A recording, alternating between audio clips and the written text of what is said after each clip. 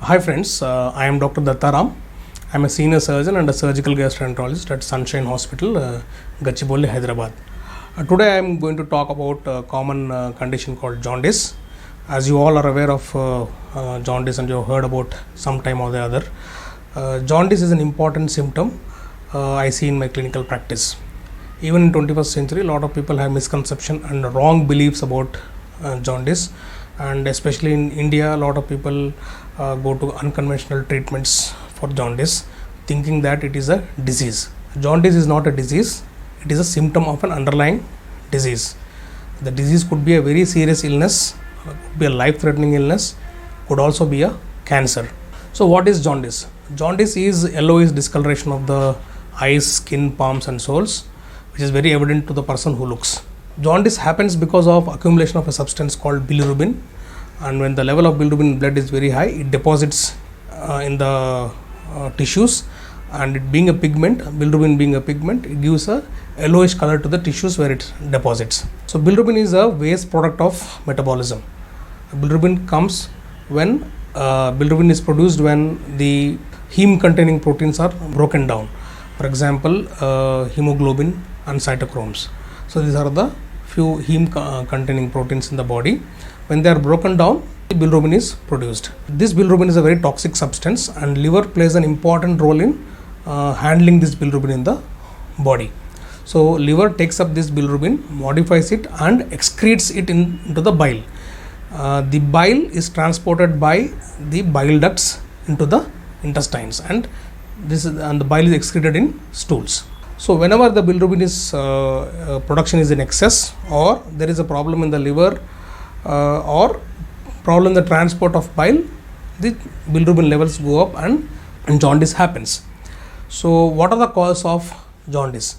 So most of jaundice is caused by causes within the liver or in the defective blockade to the transport of bile. So if you see, like whenever there is a liver damage, for example viral hepatitis, hepatitis A, B, C and D, whenever there is viral hepatitis, or people taking alcohol, alcohol is a toxin which can damage the liver, or certain drugs, for example paracetamol in very high doses, or people taking anti-tuberculosis drugs like rifampicin and isoniazid, they also can cause liver damage and cause jaundice. The other important cause of jaundice is cirrhosis of liver.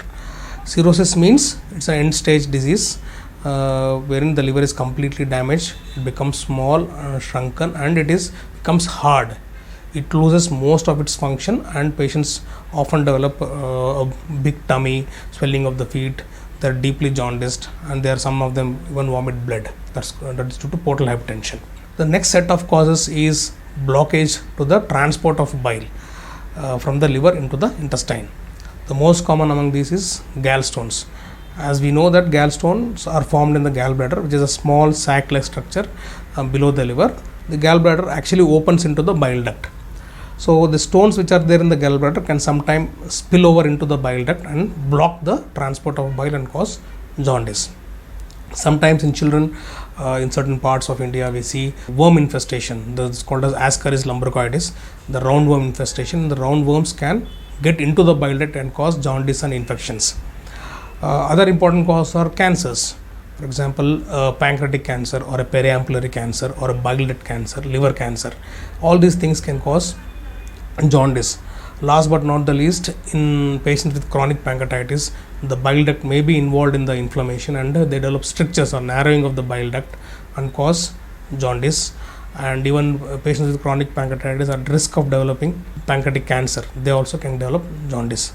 In a nutshell, these are the important cause of jaundice, and the list is very big, but most of the causes are within the liver. Like most of the people don't know whom to approach. So you need to, if you have jaundice, you have to approach a physician or a gastroenterologist or a hepatologist to get your evaluation and treatment. So what are the common tests to be done? So to start with, the basic tests are liver function tests and an ultrasound abdomen. Liver function tests tell us what is the level of bilirubin, whether there is an ongoing liver damage or not, whether there is any blockade to the bile duct, or what are the level of proteins, albumin, and what is the clotting capacity. So all these details we get to know in liver function test. A second important test is an ultrasound abdomen. So fasting early morning scan, fasting ultrasound abdomen is very important. Ultrasound gives details about the condition of the liver, if there is any cirrhosis or there is any water accumulation in the tummy, the size of the bile ducts, and also the presence or absence of gallstones, etc. And sometimes even a tumor may be detected on a ultrasound. These are the two important initial tests for evaluation of jaundice. So depending on the cause, again the tests may be different. For example, if it is a cancer, you may have to do a CT scan or MRI scan, etc. And your doctor will decide what tests to be done. Coming to the treatment, there is no blanket treatment for jaundice. Treatment depends on the cause of jaundice. For example, if it is hepatitis, for example, like hepatitis A and D, generally they are self-limiting diseases. Even with symptomatic treatment, most of the patients with hepatitis A and D resolve spontaneously and they improve in few weeks time. If it is hepatitis B and C, so you have to get some more tests done and then treat them appropriately, because if untreated, this hepatitis B and C can cause chronic liver damage and cirrhosis and lead to liver cancer also. Again, if it is liver cirrhosis, so liver cirrhosis, these patients have other associated symptoms and they are very sick, and you need to, most of the patients with liver cirrhosis eventually end up in a liver transplantation. So you have to consult a transplant surgeon or a hepatologist for evaluation and treatment. Coming to the causes related to the blockade in the transport of bile, for example, gallstones.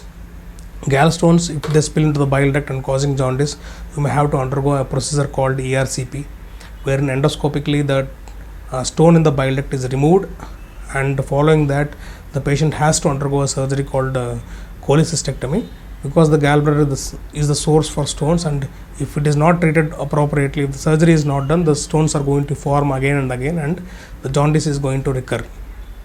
Again, if it is a cancer, for example pancreatic cancer or bile duct cancer, you need to undergo a surgery called Whipple's pancreaticoduodenectomy.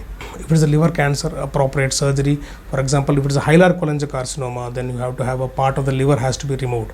So the treatment depends on the cause of jaundice.